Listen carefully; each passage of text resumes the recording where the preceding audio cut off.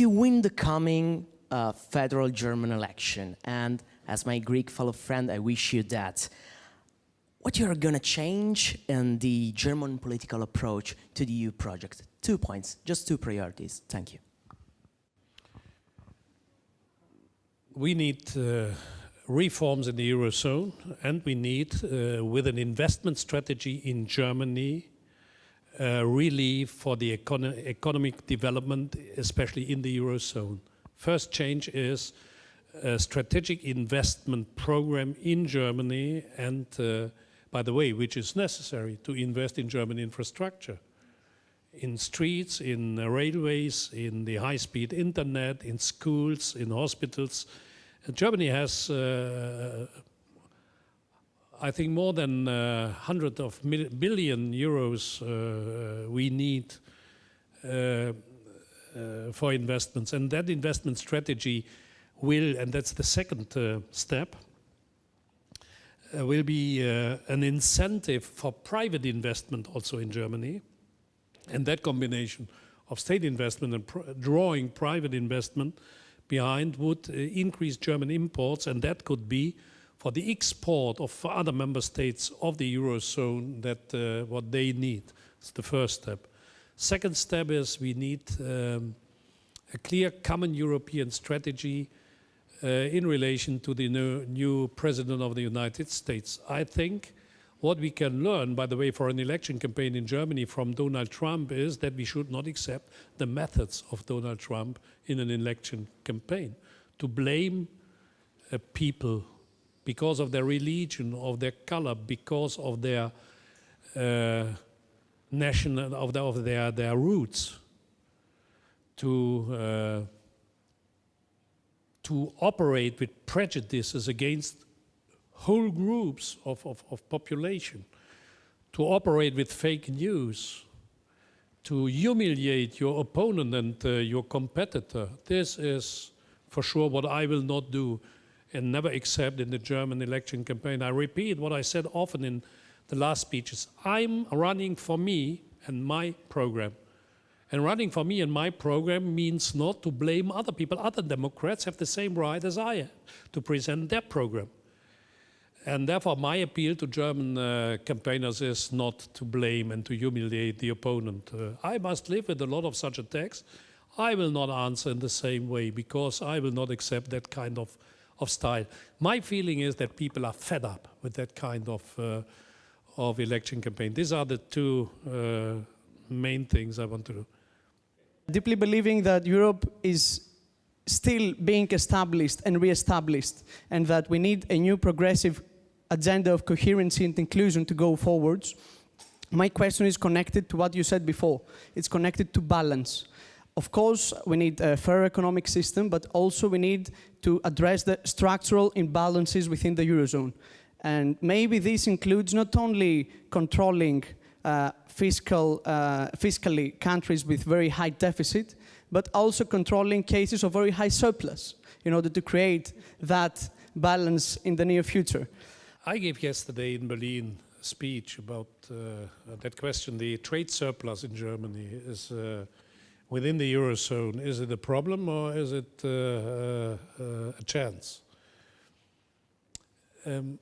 My answer is, and that was already my answer when I was still in Strasbourg and in Brussels, that thinking the Germans should export less, they should be less successful, will not lead to more success in other countries. That's an error. That what we need in Germany is an investment strategy to increase imports to Germany, which is increasing the export in other countries. That's exactly what I said yesterday in my speech in Berlin. We need an offensive strategy of investment in Germany. The problem of the German economy is we have this enormous surplus, but to believe that to weaken the Germans, make other countries stronger is wrong. But the Germans should use their enormous strength to strengthen other. And this is the point of a European, and as my colleague Sigmar Gabriel, parallelly to my speech yesterday, said in the presentation of a book together with Jean-Claude Juncker, we need a European investment strategy, a German one and the European in the same time. That's what we are fighting for. And I think with Emmanuel Macron as an interlocutor, that will be, for me, as future Chancellor of Germany, a chance. Listening to what some of the German politicians already said today, that will influence, certainly that debate will influence the German election campaign for sure in the next coming month. I wanted to ask you about your opinion of the idea of a two-speed or multi-speed Europe, which could be a solution to the problem that you raised, but it also raises a lot of concerns in my country, especially among people which are pro-European, as myself. This is another very extremely difficult question. Look, when you are looking to the real situation within the European Union, we are 4 G7 countries in the European Union: Germany, Italy, France, and the United Kingdom. 3 of them, Germany, Italy, and France, are members of the Eurozone. 1, the United Kingdom, is leaving the European Union with all the risks. This is an appeal to the 27 member states remaining in the European Union, that they have to decide what kind of future union we will be without the United Kingdom. And here are, I repeat, 3 G7 countries: Italy, Germany, and France, which are members of the Eurozone. One of the biggest debates within the single market was that one of the biggest contributors, the second economy in the single market, the United Kingdom, was not a member of the Eurozone. And I can tell you, during the negotiations about the so-called arrangement with David Cameron, that played a key role, because at the end, Cameron's approach was that he wanted to get a certain kind of veto to measures of the Eurozone, because he said we are the second economy in the single market. If the Eurozone members in that single market decide something which is against my interest, I want to get an influence. And the Eurozone countries answered to him, in no way you will get a veto against the Eurozone. He had in mind that he spoke about a two-currency market, euro and the British pound, which has not taken into account the zloty, for example, in that debate. So you saw that there was, in that time, a very difficult moment. Now the United Kingdom is leaving. We have to discuss what will be our future relationship after they have left from the European Union. But one element is still remaining, that the Eurozone needs a deepening of rules and common strategies. We just discussed the common investment strategy, common employment strategy, the question of deepening fiscal responsibility, etc., etc. The 27 are 19 members of the Eurozone, 8 who are not member of the Eurozone. 2 of them with very specific rules. Denmark, which is in a very specific legal situation. They have an exemption from being a member, but at the end they connected the crown to the euro and signed the fiscal compact. Sweden, which is legally normally obliged to introduce the euro, but has a referendum against, with clear status. They will not join the euro. And now it is a question to other countries. And in your country, in Poland, there was a vibrant debate in 2014-15, should we join the Eurozone or not? And Poland is an extremely important member state of the European Union. But my feeling is, despite this undecided situation, the Eurozone will not and cannot wait for the necessary reforms. And sooner or later, the moment will arrive where member states which are obliged on the basis of, I think it's Article 3.4, which is describing the Common Economic and Monetary Union. And on that basis, the member states, except the United Kingdom and Denmark, are normally obliged to join the Eurozone.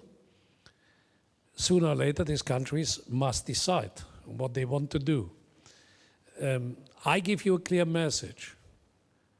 I stick to the euro, which is a strong currency, which defended the European member states in very difficult times. We have not a weak currency, we have a weak political and economic system within the Eurozone, which we have to strengthen. And therefore this 2 or 3 or 4 speed Europe is not, in my eyes, a contribution to the solution. It is perhaps, in a foreseeable time, an unsolved problem. Conclusion, what we need is an in-depth debate with concrete proposals of the future of the 27. And therefore I found the last 2 declarations in Bratislava and on the last summit in Malta very weak and very poor about that future. I would like to ask you, it's very nice to meet you, and I would like to ask you about the migration policy. And what do you think is needed in order to create a common policy on migration based on solidarity in Europe? Well, that is my question in short, but I'd like to hear your answer. One of the not only most difficult questions, in my eyes, it is one of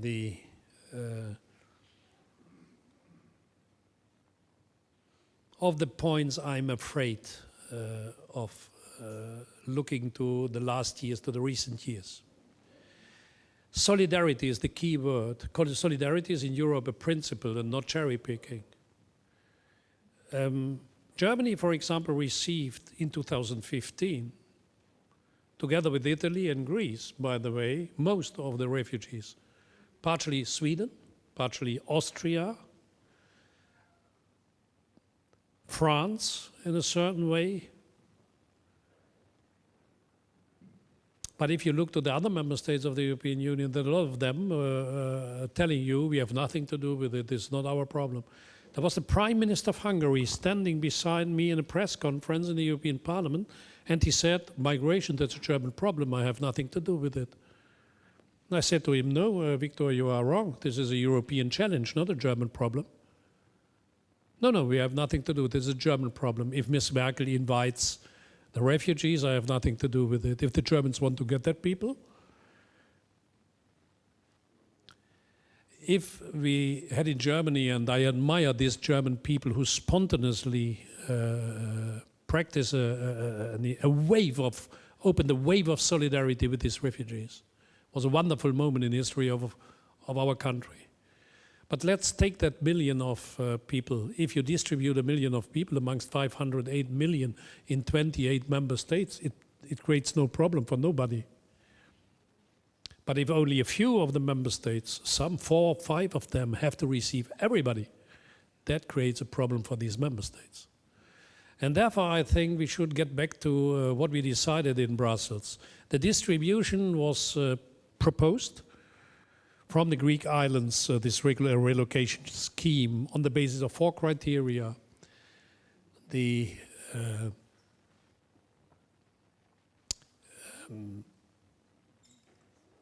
number of refugees should be taken into account in relation to the GDP of the country, to the average of the inhabitants, average of the,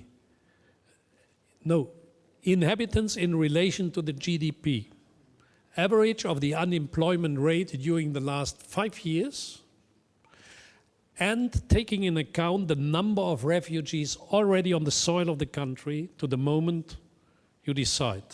These 4 criteria: inhabitants, GDP, unemployment average, and already in the country present refugees. Hungary, for example, had to accept 1,920, I think.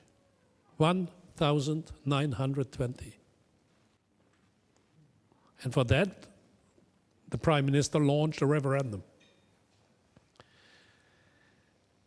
Solidarity means everybody must participate. If we decide about sanctions because member states feel threatened, I think this is an act of solidarity. Sanctions against Russia costs Italian agricultures money.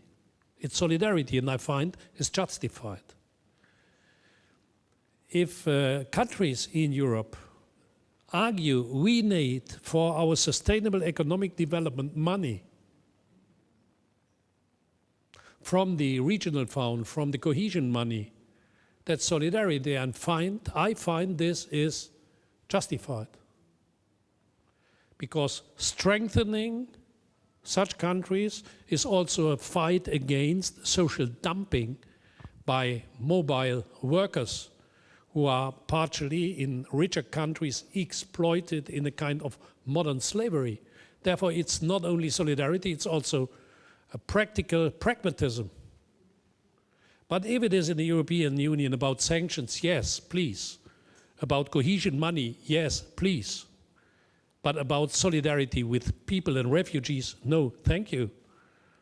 That's not my idea. Therefore, I repeat, as a German Chancellor, I would insist that financial solidarity, economic solidarity, means also practical political solidarity, and therefore I would also fight. I know that if this is published here, once more widely be attacked by all the usual people who see in me the evil in Europe, which makes me proud, by the way, from time to time, to be attacked by such people. I would have done something wrong if they say something good about me.